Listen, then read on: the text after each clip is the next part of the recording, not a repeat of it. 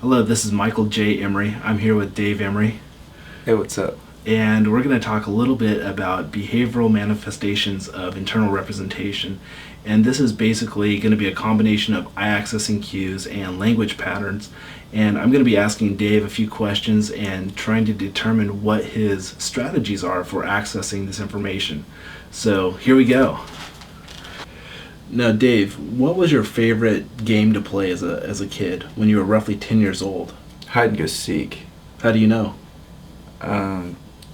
Just played it the most. Okay. And were you good at this game or not? I was usually pretty good at it. Okay. And did you have friends that were better than you? No, I didn't. Are you pretty certain about that? Yeah, I'm pretty confident Okay. about that. Okay. And let's say as you grew older, did you play sports in high school? Yeah, Okay. And what was your favorite sport? football. Okay. And what position did you play in football? I was an offensive tackle and a defensive end. Okay. And did you do a good job while you played? Yeah, Okay. Did. You guys went to state, right? Something like that? Mhm. Okay. 3 times. 3 times? Wow. Mhm. Okay. Are you pretty confident about that? About us going to state? Yeah. Yeah, Okay. we went to state 3 times. Okay. We went 3 times. And then why are you confident about it? Because I know it happened. Exactly. Okay. And how do you know it happened? Because I can remember it. Okay. And as you're remembering this, what's happening? Excitement, actually. Okay. So can you tell us and share with the viewers, how do you know that you're remembering this? Are you seeing a picture or a video of what you experienced? Yeah, I'm reliving a lot of the games actually right now. Okay. And it's just being out on turf, even like the smell of myself, Okay. my own sweat, the sounds, the way like the turf would feel on my fingers as I would bend over to touch it, to get in my football stance, my Okay. lineman stance, things like that. Okay. I'm going to ask you another question. Mhm. Did you ever have a bad game? Oh yeah. That's called a synesthesia right there.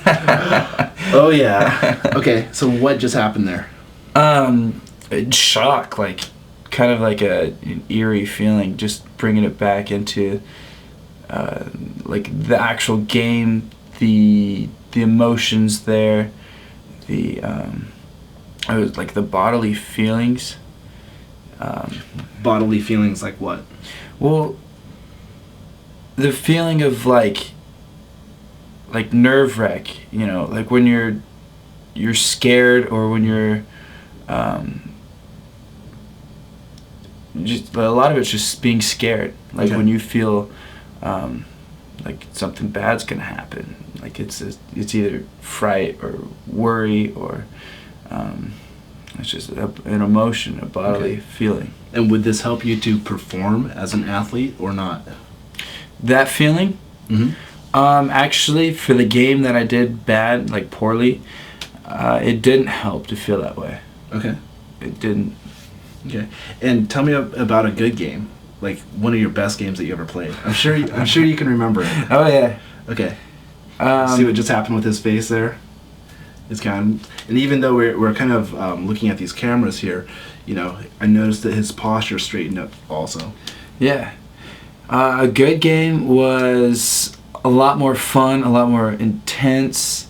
My confidence was a lot higher because my whole body felt good. It felt vibrant and alive. Just really reactive to like what I wanted to do, what I was able to do. They were on like the same page. Okay. Can I stop you for just a moment? Okay. Now pay attention to what's called his locus of his voice inflections.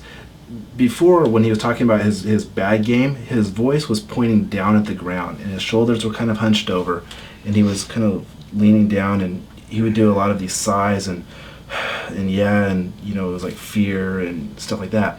And then when he starts to talk about his good game, his chest broadens up, his voice and his words begin to come out here at a higher angle. And we'll come back later, and I've got a camera going on his eyes so we can look at his eye accessing cues and see what's going on there. So I did do that, huh? you did. People do it all the time. It's Cool. just it's the stuff that we're not aware of. Yeah. I do it. I have a ton of these things. So, but it's the process of becoming aware of the ones that are holding you back and preventing you from getting what you actually want to experience. Yeah, exactly. So, now because I kind of know you a little bit better than some people do. Mm-hmm. I know that you're a drummer. Yeah. He's actually a really good drummer. Thanks. And when he practices. And what's it like when you're drumming? It's free flowing. It's cut loose from any kind of like burden in life. I'm able to just let go and do it like I'm a bird in the sky. Like a bird in the sky. Those are predicates. Predicates are when we use verbal descriptions of our internal experience. And he's saying cut loose, free, like a bird in the sky. That's about as disconnected from anything that's temporal or earthly as possible. Cool. Yeah. I love it. Okay. And what about business? What do you do for work? I do construction. Okay. And I do a lot of tile work and some painting and like minor framing. Okay. So, and you recently just graduated from a massage school. Mm-hmm. And you're going to be doing some pretty cool things with coaching and consulting, it sounds like. Yeah. Mixing massage in with that and yeah. charisma Mm-hmm. and getting people to become more expressive with their body language and be more comfortable in their skin, it sounds like. Yeah. Okay. And when you start to think about this, what do you see? I see a big and I'm gonna cut you off really quick because I can tell his eyes are going into visual defocus. He's staring straight ahead, and every once in a while he's going up into his upper right, which is visual construct. And there's also when I said, "How does that sound to you?" or "Does that sound right?" He goes over and he checked into his auditory recall. So I'm also watching his eyes and his body language, looking for BMIRs of all sorts. So.